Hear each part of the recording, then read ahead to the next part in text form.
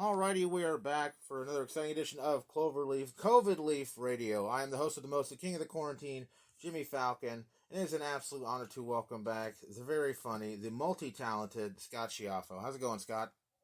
Hey, it's going really well. Thanks for having me. You know, something, I'm sure I knew it, but something we haven't talked about in past interviews, you are just an aficionado with music, man. Keyboard, bass, harmonica, guitar itself. What drew you to music, and how did you become great at so many instruments? Wow. Well, music really was, and I guess still is, my first passion from as long as I can remember. When I was a small child, I was attracted to music. I had an older cousin who was somewhat like a father figure to me growing up because I was raised by a single mother. So he was a very important figure in my life. He was like an older brother slash father figure, and he was a musician, and he Wow. was up to date with all the music of the day. So he would bring home new records all the time, and we're talking the '60s and the '70s. So he was bringing home Beatles and Stones albums as they were actually being released, and I just fell in love with music from as long as I can remember.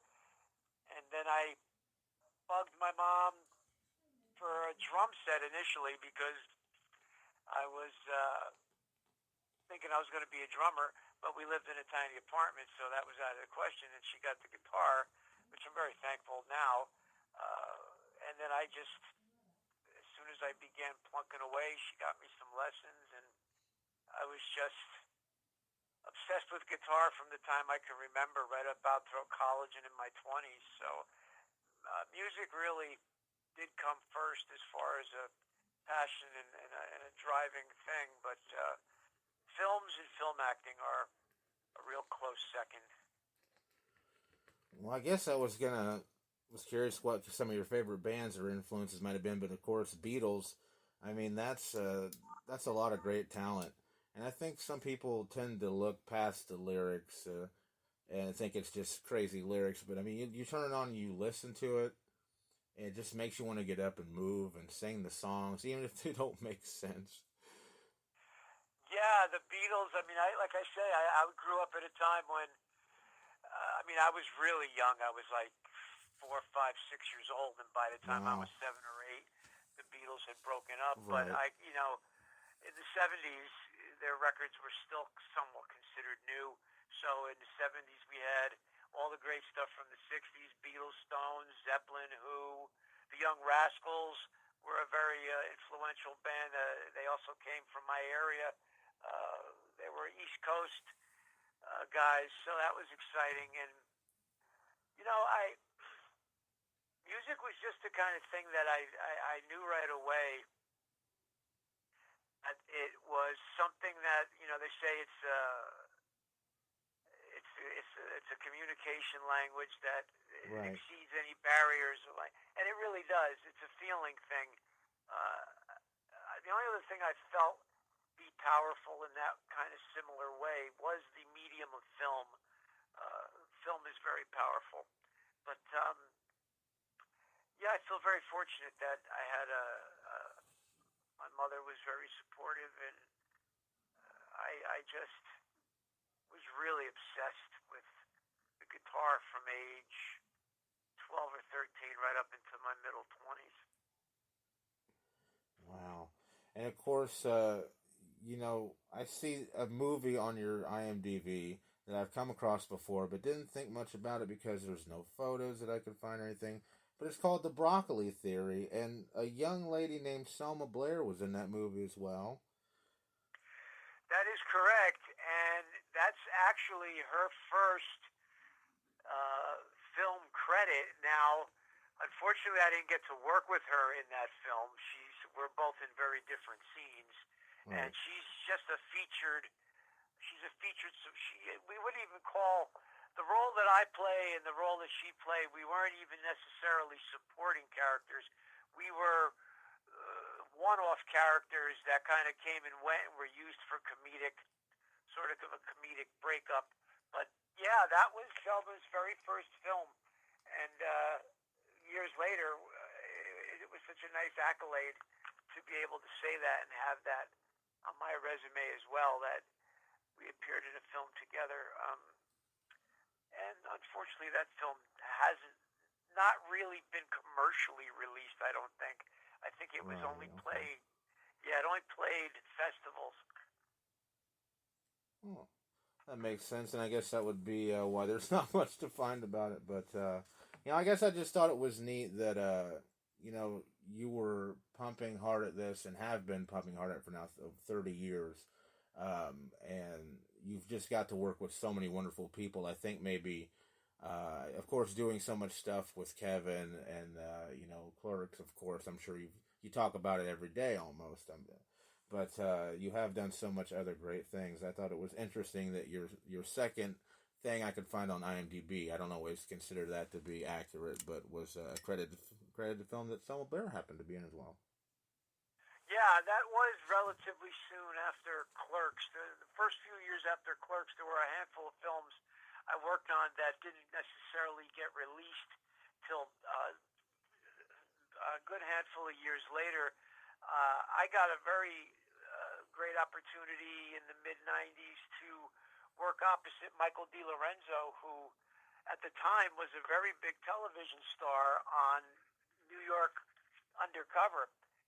He was one half of the detective team on that show, and at that time, this is way before, this is long before internet and streaming, and all you had was network television. And Fox had started up their own network, and they were kind of coming up with mostly comedy, but they did have a lot of dramas. And Michael's show was a top-rated show for quite a few years there in the middle 90s. New York Undercover, he played Detective Torres. So I got to do a really fun film with him, which was like a mobster spoof. But unfortunately, some of these have not been released commercially in a bigger way. And I'm still hoping that the producers get on top of some of these. And now that streaming is such a Right. easy way to get your film out and seen, I hope they're going to put the films out in a bigger way. But a lot of clips from these films can be seen on my YouTube.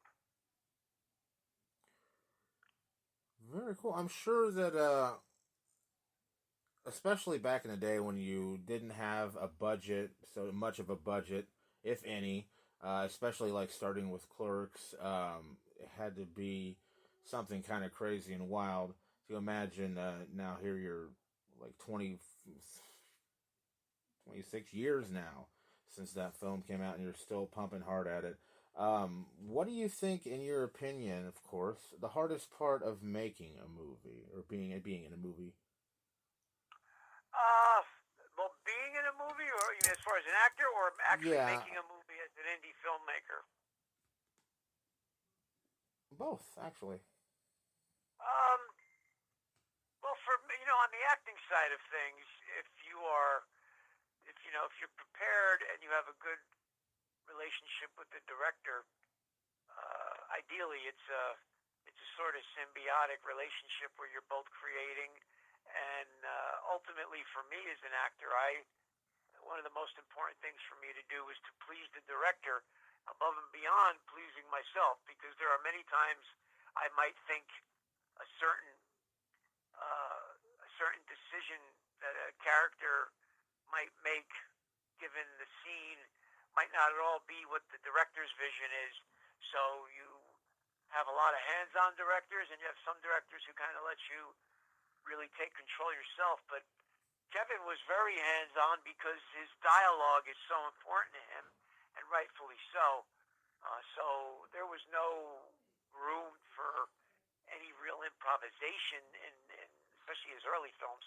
But so I would say one of the biggest challenges is just to be as prepared as possible, and on the days you shoot, to come up with your A game. But as far as producing and directing indie film, God, that's my hat's off to anybody who. It's funny. There's a saying in the business, sort of like, I respect anybody who makes even a piece of garbage, because it's so hard to make anything, to conceive, finish, shoot, and get a film out. So granted, say a film is poorly made or just isn't a very powerful film, just getting a film made and out is such a difficult task, especially with no budget. Oh, I'm sure. And I bet it was really nice on that first one, being that you guys, were buddies. There wasn't, like a stigma or anything. Like, it's been so long that I think Hollywood has grown a lot. And being that it was black and white, which was something that hadn't been around for a good 40 years. And that still hasn't affected it a bit. It's a cult classic. It's hilarious. It's spawned a whole generation of laughs and love for everybody. Yeah, You've been a big part of that too. You've been a big part of that with all your appearances in the films as well. Yeah, as I tell you, it's a blessing, and there's no way that you can have any idea going into any project what kind of life it's going to have after it's finally released. I mean, one interesting thing with the experience with Clerks was, although as far as the myth of the story of the film is pretty well known, not all of us that were in the cast were actually friends with Kevin in a personal way. Brian O'Halloran, who played Dante, and Marilyn Gigliotti, and myself, we were strangers. We didn't know Kevin at all. We didn't know any of the folks that Kevin knew well. I came from like an hour and a half, almost hour and 45 minutes drive up north from New Jersey. So we weren't social or friends at the time. Of course, we became friends over the years. Certainly not close. Brian O'Halloran has become a confidant of mine, and we've been on the road together so much with the conventions. We've become friends. And Marilyn, I could say, we are actually friends today. But back then, you kind of got in there, you did your job, and you were gone. That's what happened then. But it was a very exciting atmosphere on the set because Kevin was a very driven and, to me, obviously very talented and intelligent guy. Yeah, I think it's kind of getting along the lines of it's great everybody can make these independent films. They have a way to get them out to streaming services. But if you still go to, knock, knock, knock on Hollywood's door, it's where it kind of starts to get, do you have a big enough budget? Is there a big name in this? Do. And I think it kind of just starts messing with the product that you wanted to put out. Yeah, it is two completely different worlds when you're working within the old school Hollywood system and anything independent, which is why independent became such a prominent thing back in the late 80s, early 90s. And now I'm not even sure what the designation could truly be because there's so many different entities and ways to go about making a film now, and so many different avenues to get it out. Yeah. You could have major studio support and backing, or you could be independently financed and still be a big budget film. Good point. And now you have so many other platforms like Netflix and Hulu and Amazon Prime and all these streaming places that became, within the last 5 years, I mean, they are really the big guns now. Bigger than, they kind of put a lot of the Hollywood studios in their place, so to speak. A good point. I feel like sometimes I turn this into some kind of debate show, and I I try to make my points, but I mean it's valid. I mean everybody's got Netflix, Hulu, Amazon has everything. I mean, Amazon's going to have probably 15 restaurants coming out next year. But, it's interesting how necessarily not Hollywood, but big business has even become like a Hollywood. Yeah, well, what happens is when something becomes very popular with a large cross-section of people, meaning, from all age groups, whether it's, 6 years old to 60 years old, and that can be a restaurant or so sometimes it could be certain magazines or certain